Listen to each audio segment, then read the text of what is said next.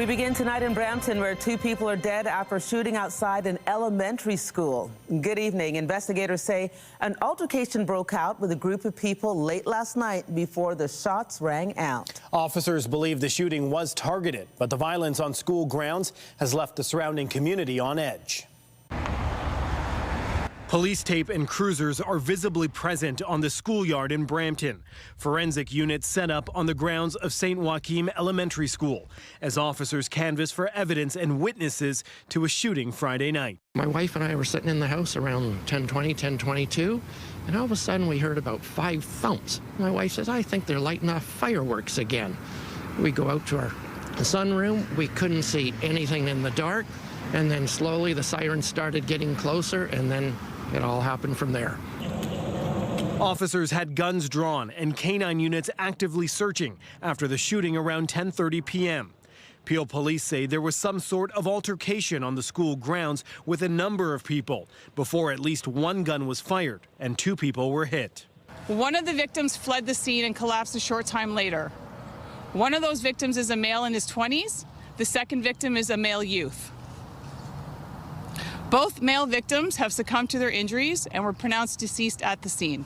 The suspects fled the scene before police arrived, but it's unclear if they fled on foot or got into a vehicle. For residents in this neighborhood near Rutherford Road and Weybridge Trail, the late-night violence is shocking. It is Brampton. You kind of get used to some of these things now, but when it's in your own backyard, boy, it hits right at home. That's all I can tell you. While police say the shooting appears to be targeted, neighbors are still concerned about a shooting near an elementary school. That's the one that really kind of bugs me. So, I mean, I walk around the area pretty much every day during summer. And, I can't be walking too late anymore, I guess. When it gets dark, you have to be very careful nowadays. Investigators are asking anyone with doorbell video or information to contact them. A Brampton man has been arrested in connection with a fatal shooting in Scarborough last September as police continue to search for a 3rd suspect. 29-year-old Keyshawn Griffiths was arrested today with second-degree murder in the death of 42-year-old Yu Yan Dong. Dong was shot and killed following an altercation on the night of September 24th. Police are still searching for another suspect in the case, 30-year-old Kai Chen, who is also wanted for second-degree murder. Anyone with information on his whereabouts is asked to contact investigators or Crime Stoppers. It has been 50 years since Ontario passed its seatbelt law, requiring everyone in a vehicle to buckle up. Despite years of enforcement and safety warnings, police say some people still aren't following the rules. CTV's Angela Gemmell has the story.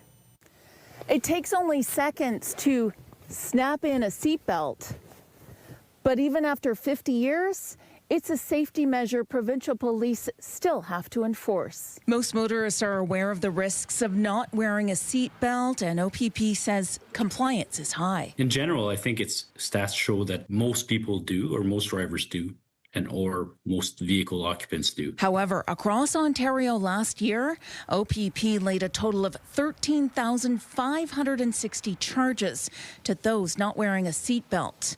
Also in 2025, 41 of the total road fatalities investigated by the OPP, not wearing a seatbelt was a contributing factor. It saves not only lives, but serious injuries at times as well.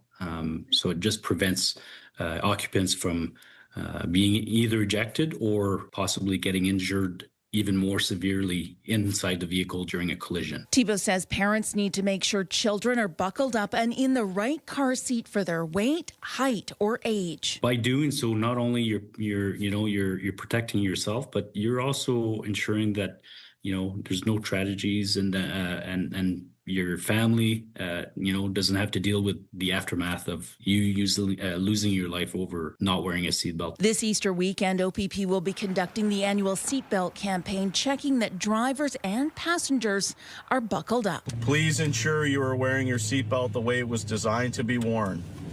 Not under your arm and not behind your back. Both of those variations can result in you receiving a ticket for wearing your seatbelt improperly. In Ontario, failing to wear a seatbelt carries a fine of between $200 and $1,000 plus 2 demerit points. Other consequences could be more deadly. Angela Gemmell, CTV News, Sudbury.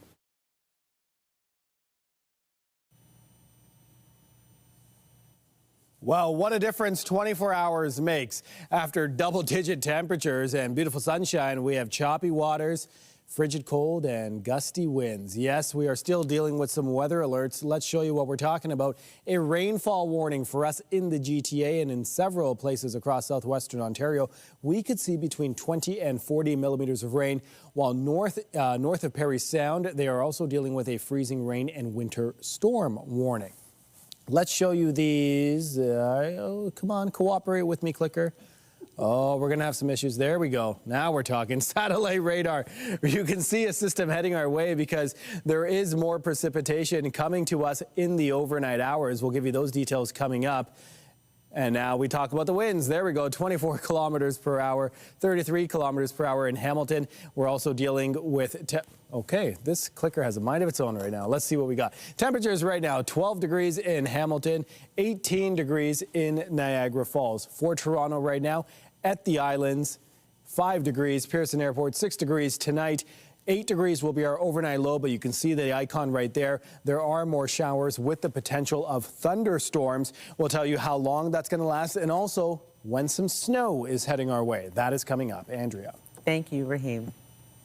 We turn now to the staggering level of food insecurity that continues to climb in Toronto. The Daily Bread Food Bank is appealing for donations as part of its spring fundraising campaign as hundreds of volunteers offer a helping hand. CTV's Natalie Johnson reports. On a holiday weekend when so many Torontonians are sitting down to a meal with loved ones. We had a nice family dinner last night, so wanted to help others. There are many more who cannot afford to put food on the table. Food insecurity is huge, right, in the community, and so it's just something we want to help out wherever we can. Volunteers today helping sort the staples that will fill the pantries of an unprecedented number of local families. 1 in 10 Torontonians now rely on the Daily Bread Food Bank. The cost of living has simply skyrocketed. We see that rents are unaffordable. We see individuals on disability who are only given about $1,400 a month to survive on. Nobody can survive on that, so they have to turn to the Daily Bread Food Bank. From January to March of this year, Daily Bread's member food banks recorded a staggering 921,000 client visits, surpassing last year's 903,000, quadrupling the level seen in 2020. Right now we see costs going up, all driven by many things, tariffs, high fuel costs because all food gets delivered by transport. So we have to do everything we can. At the local level, it is neighbors supporting neighbors by donating food, money, or time to the Daily Bread. The Daily Bread's food raising goal is £1.2 million. They are especially in need of high-protein items, canned fruits and vegetables, and oatmeal. The fundraising goal is $3.7 million. Every dollar donated is equivalent to one meal for someone in need. We've got working people, we've got seniors that are all showing up and looking for support from the Daily Bread Food Bank. So now more than ever, donating, volunteering, contributing to help, fill this gap for folks in need is really, really important.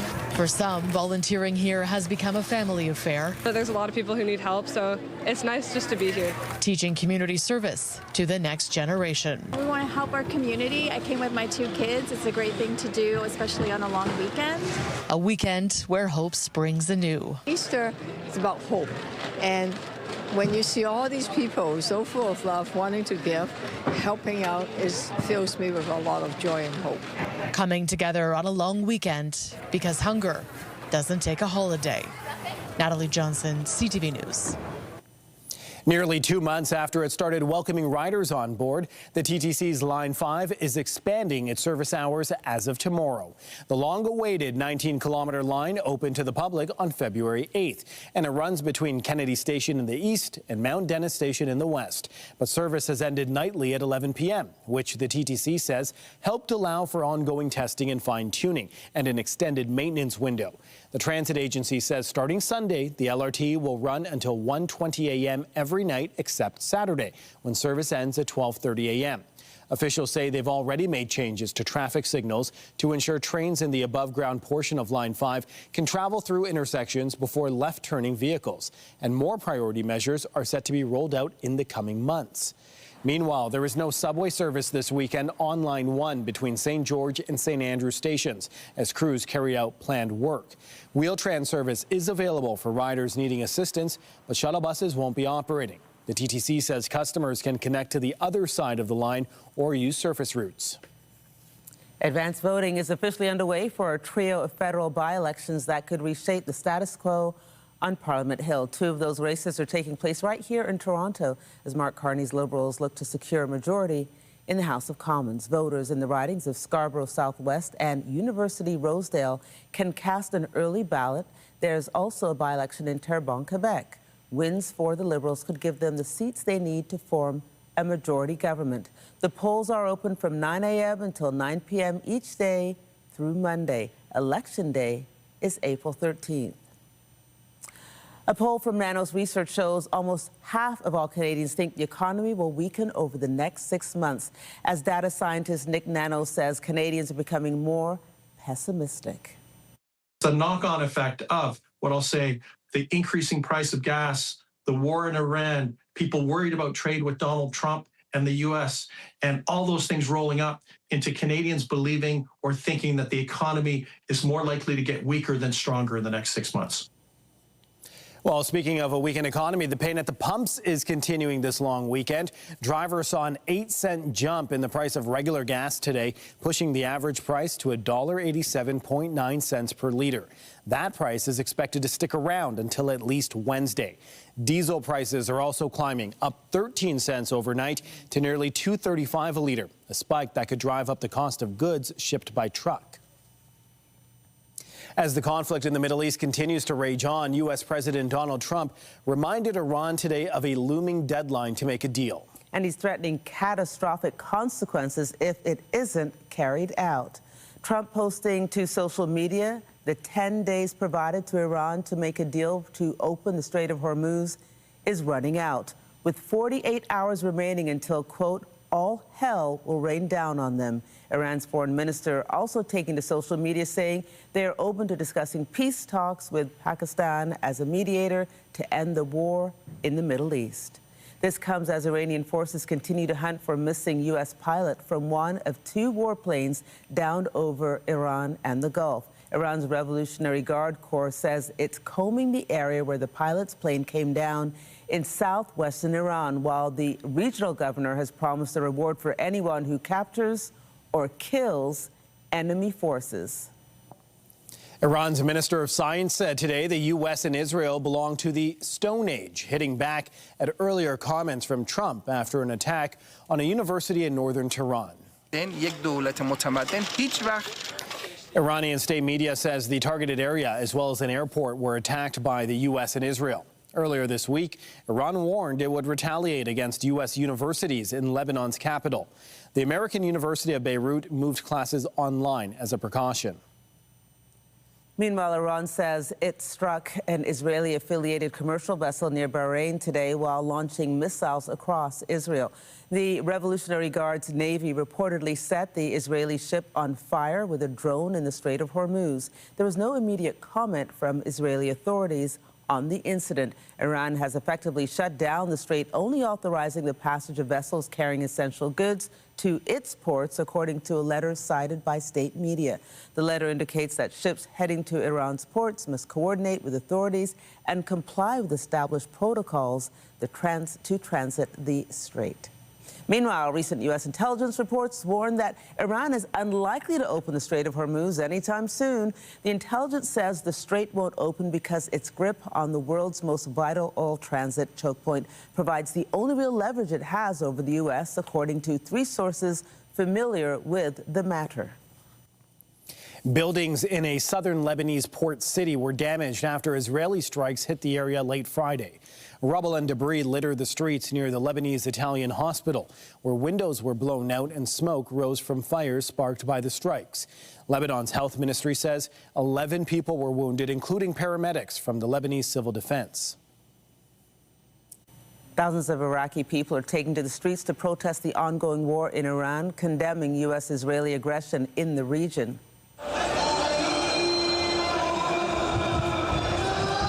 The protests come as the war in Iran spills over into the region, with U.S.-Israeli strikes targeting Iranian-backed groups in the country. Iraq also recently closed one of its crucial borders with Iran in the wake of the attack. And the war in Iran continues to drive fuel prices sky high, including jet fuel, seeing the biggest jumps of all. Many countries facing major supply crunch, which is impacting global prices. CTV's Alison Bamford takes a look at how Canadians are faring.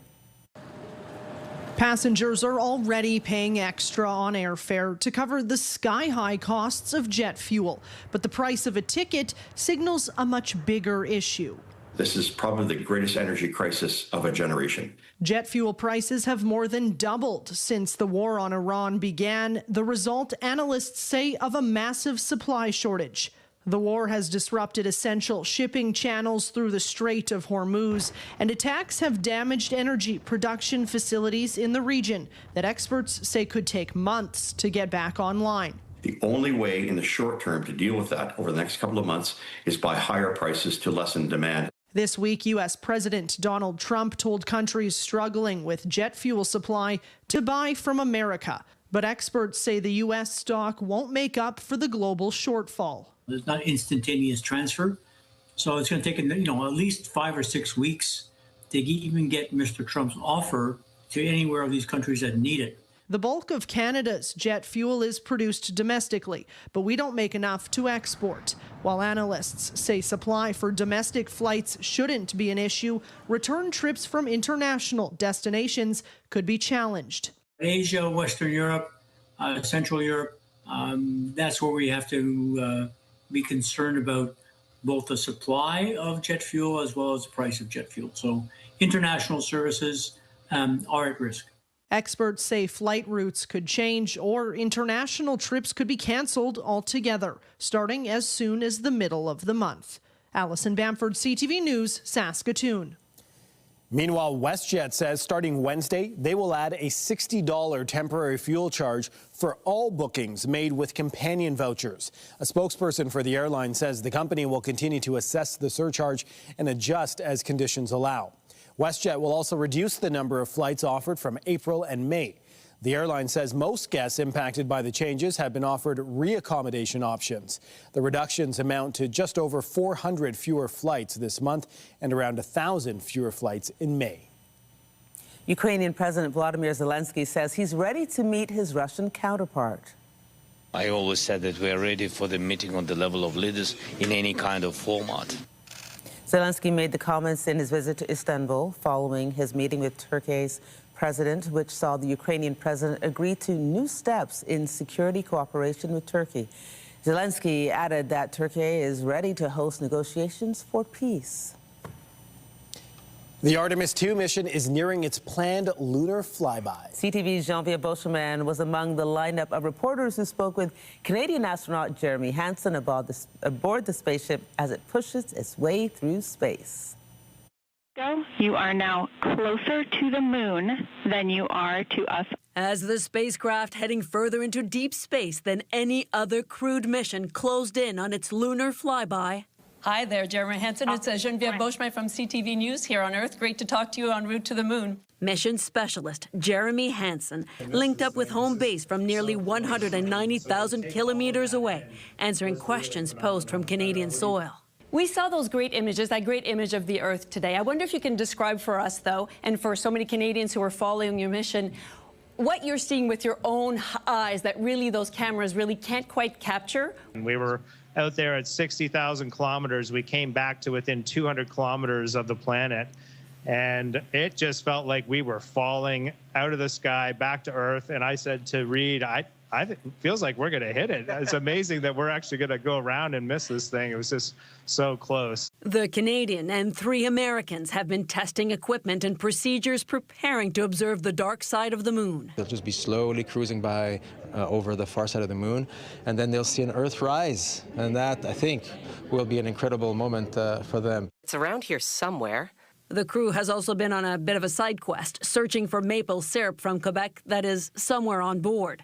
Hansen was also asked whether, as the lone Canadian, he was being teased aboard the Artemis 2 Orion capsule. To ride that incredible rocket with my 3 Canadian colleagues, and my 3 American colleagues, it is such an extraordinary example of collaboration and what we can do when we set big goals and we reach out to achieve them together. It's been tough to make fun of him because he got up here, and even though he's Canadian and a first-time flyer, he's making it look easy. The Canadian Space Agency also says Artemis 2 has prompted many to look up at the moon and follow the mission online. We're seeing massive engagement across the country, and it's good news. It's good news about international collaboration, what happens when you bring the best of humanity together. And Hansen promises more spectacular photos from his space voyage. I would like to remind Canadians, if we can send a human around the moon in 2026, just imagine what we're capable of doing next. Thanks so much for joining us on board Integrity. And people here will continue to follow the mission to look up at the moon until splashdown, the return to Earth on April 10th. Geneviève Beauchemin, CTV News, Longueuil, Quebec. A reptile zoo in Vaughan is urging residents not to leave unwanted animals at their facility after a Florida snapping turtle was dropped off earlier this week. Gilberto was found in a container in the Reptilia Vaughan parking lot yesterday. The zoo warns that leaving reptiles exposed to the elements is dangerous. This is the second time this year someone has left an animal abandoned at the site. On a more positive note, the Toronto Zoo is celebrating the birth of 3 North American river otter pups.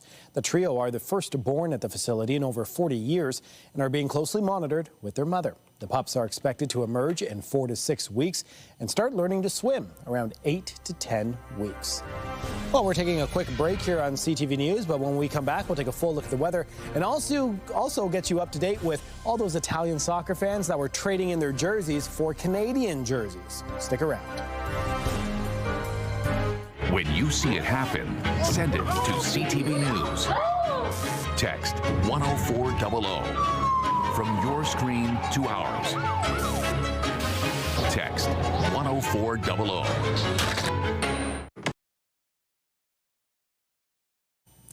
Welcome back, everybody. Winter coats back on, hats back on. Gloves are back on. Yesterday we were here. Excuse me. We were here, and you had a purple jacket. I had the light gray suit on. Spring had sprung. Now I'm looking at us. Looks like we're in mourning right now. We are for the weather. I know. We are for the weather. It's like, I know spring's transitional and you can't get too used to it, but this has been tough after yesterday. But I will say, you look mighty good. Oh, let's listen right back at you. We do our best. It may not feel like spring, but it is spring, and we have the Easter parade tomorrow. If you are heading out there, make sure you pack your rain gear, because at around 2 o'clock there is a 60% chance of showers, and that is going to continue on through the afternoon. The parade starts at around 2 o'clock at Munro Park and heads west along Queen Street. Look at this, the clicker's working now. How about that? Right now, temperature is 7 degrees in Toronto. Exactly, thanks, Arthur. 10 degrees in Wyerton and right around the freezing mark in Sudbury. If you are heading out tonight, again, bring your rain gear, because we are expecting showers. Also a risk of a thunderstorm throughout the night. Take a look at the temperatures. This is kind of interesting, because as we go from 7 to 9 to 11 p.m., we actually go up in temperatures, 7 to 9 to 11. And then, however, the temperature starts to go down again. Yes, tonight's low is 8 degrees. Normal for this time of year is 1, so we are well above normal. But then as we wake up, it continues to get cooler. So you can see by 9 a.m. it will be 6 degrees, and the showers as well. Also a fair bit of wind, right? Between 30 to 50 kilometers per hour. Tomorrow, our highs. This will be the high in the morning as the temperatures start to drop. Normal for this time of year is 9 degrees. Let's show you the forecast radar. We're just going to keep this going through so you can see how many bands of wet weather we are dealing with. Sunday, there may even be some flurries. Also on Monday, mainly clouds, but then we could get some more showers, some more flurries as well. So not so much in the way of accumulation, but there could be some snow to watch out for. So we've talked about Sunday. Monday, some mixing.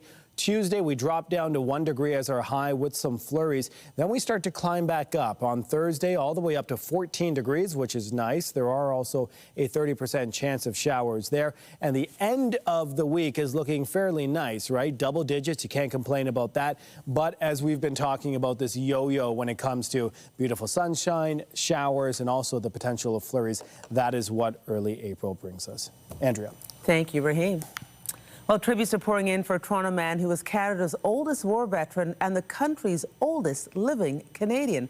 Governor General Mary Simon confirmed on social media that Burdette Bird Sisler has died at the age of 110. Sisler served as a radar technician during the Second World War with the Canadian Armed Forces After the war, he went on to spend 3 decades working with the Canada Border Services Agency. Sisler had 5 children, 11 grandchildren, 22 great-grandchildren, and 14 great-great-grandchildren. The massive number of vacancies and empty condos across Canada is not only hurting developers, but also those who invested in a home before it was built. Purchased at peak price, now they're facing falling values, leaving some out hundreds of thousands of dollars. CTV's Kamal Karamali has more on those stuck paying the difference. My worst nightmare to see this day coming. This half-built condo in Toronto is a haunting reminder to Ami Maknoon of what could have been a new home for his family. The hope was to keep this as something that I can probably later on give it to my children. Now he could be without a new condo and out tens of thousands of dollars after its value plummeted. It's really scary. I'm going to lose my entire down payment. It's happening across the country. Buyers lock in a price for a pre-construction condo, but when its value falls, banks won't finance the original amount, only lending enough to cover the new lower value, leaving buyers to cover the gap out of pocket. It's very unfortunate. We're getting a lot of calls. I'd say 1 or 2 a day where people are struggling. Closings are coming up this year and they can't cover the gap. This might be a bit confusing, so let's try an example. Say you buy a pre-construction condo for $800,000. 20% of that is the down payment out of your pocket. 80% of that is loaned to you by a bank. But say then the value of that condo goes down to $650,000. The bank will now only loan you 80% of that new lower value, but you're still expected to pay 80% of that originally agreed upon price of $800,000. That's a shortfall of more than $100,000. So what can buyers do? There's no magic solution here. There unfortunately is very little room to renegotiate with these builders. They're either going to have to come up with the money, or in the worst case scenarios, I've had to refer some of my clients to trustees in bankruptcy. Yeah, up there. For Ami Maknoon, those limited options means he'll have to learn to let go of his life savings. I cannot close, so I have to let it go and forget about my down payment of 20%. Along with his dream for his family. Kamal Karamali, CTV News, Toronto. Proof that the city and the country is catching FIFA. World Cup fever was on full display in Little Italy this morning. I have cried on this patio for over the last 30 years. This is the heartbeat of soccer in Canada. Canada Soccer hosted what was supposed to be a jersey swap with disappointed Italian fans. The idea was to trade in Italian jerseys after the 4-time world champions were eliminated from World Cup qualification last week for a free Team Canada kit. As a goodwill gesture, organizers ended up not taking the Italian jerseys at all. More than 100 Canada jerseys were snapped up within the hour. Fans who missed out still left with merchandise, including scarves, hats, and posters. Soccer is no longer on the sidelines. There have been communities in this country that have actually built up this sport in our country for decades, including the Italian Canadians. And so today was about honoring their dedication to the sport, the passion to the sport, by giving away free jerseys in order to have massive amounts of support when our guys take the field in less than 70 days here in Toronto. Feels great. Proudly Canadian. Now I got a jersey for it. Feels great. Go Canada. What made you come today? Jersey. Canada jersey. Happy to have one. Proudly going to wear it. I bet I'll have the Italian jersey underneath. Canada kicks off its 2026 World Cup campaign against Bosnia-Herzegovina on June 12th, right here in Toronto. While turning to other soccer news, TFC took to the pitch this afternoon in less than desirable conditions against the Colorado Rapids. This is with Navarro going off. Ball whipped in.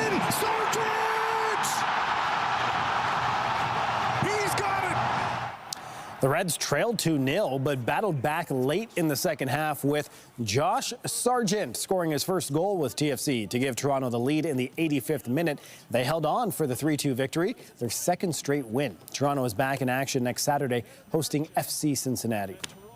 And to the diamond, the Jays were looking to get back in the win column, taking on the White Sox in the Windy City today. And Guerrero launched launches this one, and the ballpark will not hold it. Vladimir Guerrero Jr. went deep in the 6th inning for his first home run of the season to give the Jays a lead. However, the White Sox regained the lead in the bottom half of the inning, homering twice off struggling relief pitcher Brandon Little.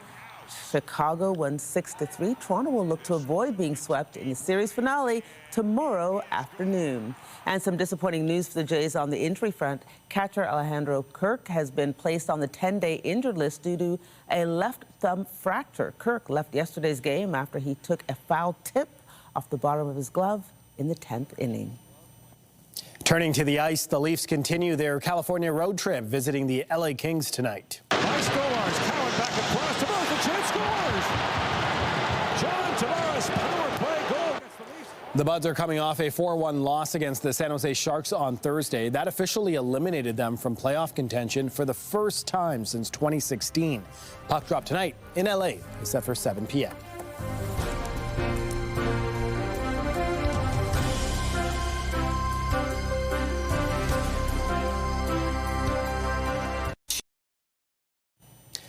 This building, under construction, will soon house a non-profit hub that celebrates the rich culture of African and Caribbean Canadians. CTV's Carol Charles takes us to the new location of the Blackhurst Cultural Centre. Something special is happening at 756 Bathurst Street, and it's not just construction. We are building on the future of Bathurst to come. Across the street from its current location, the foundation of the Blackhurst Cultural Centre is being prepared. It will hold some special memories. The community, joined by city officials, placed pieces of history directly into the foundation of the building. Altogether, coins, personal keepsakes, and cultural artifacts will tell a bigger story about resilience and identity of the Black community. Jamaica, Eastern Caribbean. There's also a global twist, with Toronto preparing to host the FIFA World Cup. It's pretty exciting that we can look and think we can deposit currencies from Mexico, we can deposit currencies from Haiti, from Germany, from Italy, from Canada, from Ghana, from Panama, from Cote d'Ivoire. It's a small but powerful way of connecting local history to a significant global event, which will be shared with future generations. In one moment in history, something really cool happened that brought people together just to see themselves in a new way, just to experience and participate in a city in a new way. This symbolic gesture will provide them with a sense of pride, sense of history, sense of people coming together, and a purposeful nature of utilizing sports, community, opportunity, development, and perspective of history. Once sealed, they'll become a time capsule, preserving stories of Black life and culture, until all is revealed in 2075. Someone can go and see the memory and see the history and see the time that we lived in that built this cultural center for us. All thanks to a 49-year lease with the City of Toronto. The new home of the Blackhurst Cultural Centre is expected to be open by the end of March 2027. Carol Charles, CTV News. The Canadian Food Inspection Agency has issued recalls over possible listeria contamination affecting products like salads, cheese, and meal kits. The agency says Co-op brand creamy garlic and spinach salad sold in Alberta, BC, Manitoba, Northwest Territories, and Saskatchewan, with best before dates before March 24th and April 4th, has been recalled and should not be eaten. Several cheese products sold nationwide are also affected by the listeria concerns. A full list of recalled items is available on the CFIA website. One of the sweetest holidays is just around the corner, and in a northern Ontario town, people are stocking up while supporting local children. CTV's Corey Nordstrom checked in with a Northern Ontario school's chocolate shop to see what the lead up to Easter has been like. The second year of sweetened chocolate and confectionery has been a big success. We probably tripled our sales of what we started out with for year one. And I think people are starting to realize where their money's going. They're giving back. And that's our big selling feature. The proceeds from their chocolate sales goes back into the school board to support breakfast programs across the district. At least 4 different departments and clubs contribute to the sweetened operation. Griffin Babineau wants to pursue culinary arts in college, and in addition to being able to sample the sweets that break, he says this co-op gives him the experience he's been looking for. It definitely helps show you what will be happening, so you can kind of see if this is what you want to be doing and this is the type of environment you'd want to be in for the rest of your life. Which me, I'm enjoying my time here as much as I can. It's giving kids a sense of learning about business, learning how a business operates, while also like enjoying the Easter season as well. Though the cost of cocoa is down from record prices in recent years, they remain high. But that hasn't slowed down sales this Easter season, with more than 5,000 holiday-themed items purchased in the last month. Staff and students have been selling the sweets at the Station Mall. Thank you. Happy Easter. Thanks, you too. As well as the Legion, Sioux Market, Greyhounds games, and more. It has been really busy, especially during plays when we have them at our school. There's a lot of people coming in, looking at the chocolates, our mystery bags. It's a lot. And then at Greyhound games, we sell out pretty quick. The big Easter bunnies, or just the Easter bunnies in general. There's also like some little chocolates, like some Easter chocolates. They sold out pretty good. For those seeking last-minute Easter treats, the folks at Sweeten will be here at the Station Mall from 10 to 5 tomorrow and at the Sioux Market from 8:30 to 2 on Saturday. But staff warn that it's likely they'll be sold out well before closing. Corey Nordstrom, CTV News, Sault Ste. Marie. And here in the city, the long weekend will be capped off with the Toronto Beaches Lions Easter Parade tomorrow.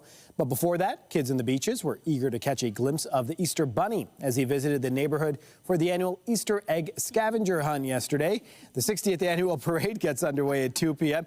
She's hopped up from all the sugar, traveling along Queen Street from Monroe Park and wrapping up near Woodbine Avenue. Reunited, and it feels so good. Richard Krause, we're back together again. I missed you last week. I missed you too. I was stuck in Germany on my way home, but happy to be back with you. And one of the reasons I was singing that song is because it's a romantic song about 2 people getting back together. And I want to talk about the drama, which perhaps, I know you're not going to do any spoilers for this film starring Zendaya and Robert Pattinson, but do spill. Well, this is what I can tell you, and which is not very much, and I make no apologies for it. This is a movie that is best seen knowing very little about it. Okay, good. So let's move on. It is bound to be polarizing. It is bound to upset some people. But this is what happens. There's a meet cute at the very beginning of the movie where Robert Pattinson sees Zendaya in a coffee shop. He goes up, he introduces himself. There's a little complication. Boom, cut to it's their wedding week. They are days away from getting married, and they're cute. They're great together. Everything's going well until one day they have a couple of bottles of wine with another couple, and they decide to play a game called What's the Worst Thing You've Ever Done? And each of them goes through and tells something kind of unsavory about their lives. But Zendaya's revelation rocks everybody and changes everything. And so what starts off as a romantic comedy turns into what I'm calling an uncom rom-com, an unconventional rom-com. This is a movie that is about the lengths to which you will go to try and understand and have empathy for people. Does true love conquer all? Well, you got to watch the movie to find out. But I will tell you that Robert Pattinson and Zendaya are a great couple in this film. They really seem to belong together. Like there's a real kind of chemistry that they have, so that when the thing happens, you are kind of invested in it. But I will tell you, this movie may not be for everyone because the revelation that she has is kind of shocking, and it's kind of a hot button topic. That's all I'm going to say. So you think you and your lovely wife, Andrea, will be asking each other the same question? I will never play this game with me and my lovely, even though we've been together for like 25 years, no. I will never play this game. Wow. Okay. Well, it's a holiday weekend. A lot of parents are trying to figure out what to do with their kids. So we're going to do a complete 180. And apparently there's another Super Mario movie. The first one made so much money. Hey, let's make another. Yep, you knew there was going to be another one after the first one. It made, I think, $1.5 billion with Chris Pratt and Charlie Day in the leads as Mario and Luigi. This is the Super Mario Galaxy movie, and there's a lot going on here. And if you're a fan, you'll enjoy it all. Princess Rosaline gets kidnapped by Bowser and Bowser Jr., the king of the Koopas. Mario and Luigi go off to rescue them. They've got some help from Yoshi the Dragon. I see your eyes glazing over because you probably never played the video games. And that's my sort of point about this movie, and it was my criticism of the first movie, is that it's not really entry level. It doesn't really care about people who haven't played the games, who don't know a lot about the games. This is all fan service. It is all 100% nostalgia, and you'll either dive in with both feet and really enjoy, or you'll get that look that you just had on your face of that, what is going on here? So it's in theaters now. If you do want to see it with the kids over the weekend, I'd suggest buying tickets in advance, because this will be a monster box office this week, I think. Okie dokie. Well, I think I've said before, I was a Ms. Pac-Man player. I still am, so that's as far as it goes for me. Richard Krause, let's play again at 11:30, and we'll talk about some of the things on the small screen people can watch if they don't want to venture out. We'll see you then.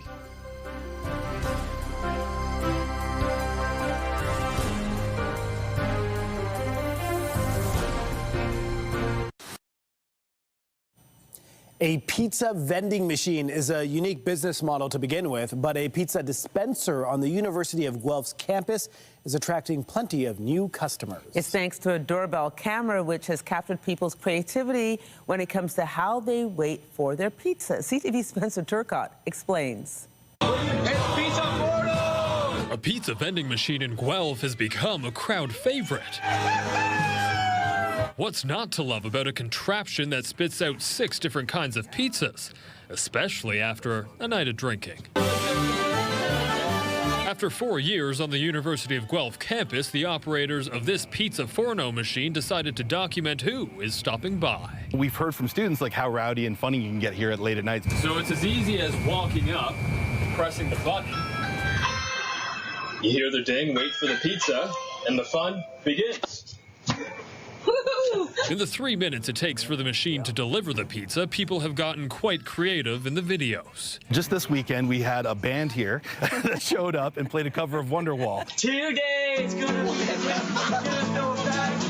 What began as some antics posted on the Guelph Pizza Forno social media accounts has turned into some impressive marketing. It's become like a phenomenon. Like, we've only really been doing it for 2 weeks, and we've got, I don't know, like 800,000 video views. Like, it's definitely been, a surge in sales. I mean, right now we're pretty much sold out. The best video from each week is entered into a contest to win a free pizza. And marketing expert Brad Davis believes the Pizza Cam creators have struck gold with this idea. I love it. I love the idea. The challenge with creativity is typically finding a new way to talk about your product. These days, Davis says advertising campaigns can be costly and sometimes corny because we're used to seeing actors try to sell a product. In this case, you have videos of real people having fun while buying a product. When you see something that effectively looks like kind of almost home movies, or there's kind of almost surveillance going on where people are just being natural, it can be very, very effective. So, next time you're craving a slice and want to give the pizza vending machine a try, just remember, say cheese. Spencer Turcotte, CTV News, Guelph. Okay, so what does that remind you of? Speaker's Corner. Speaker's Corner. Remember Speaker's Corner at the corner of Queen and John, the old Much Music building? I could watch that for hours. Yes. Because you never knew who was going to come up and what antics they were going to get up to. Famous video, bare naked ladies recorded their first video right there. Cost them nothing. What, $1, a loony, a toonie? There you go. So maybe we saw that band do Wonderwall. Maybe a band will do their video, and Great the rest idea. will be history. Let's take a final look at the weather real quick. Weather alerts, rainfall warning for us in the GTA, between 20 to 40 millimeters of rain. You can see see the system making its way. There will be some showers tonight. Right now, temperatures in Toronto 7 degrees, feeling like 4 degrees. For the Easter parade tomorrow, yes, pack your rain gear because there will be showers throughout the day and the temperature will be dropping throughout the day as well. Then we could see some flurries on both Monday and Tuesday when the temperatures jump back up next Thursday. Thank you. I'll wait until then. Be sure to join us tonight at 11, the CTV National News with Heather Butts, followed by our next local newscast at 11:30. In the meantime, our coverage continues anytime on CP24 and online at ctvnewstoronto.ca. For all the hardworking people in front of and behind the camera, thank you for watching. Have a good night. I'm Andrea Case. I'm Olivia. Take care.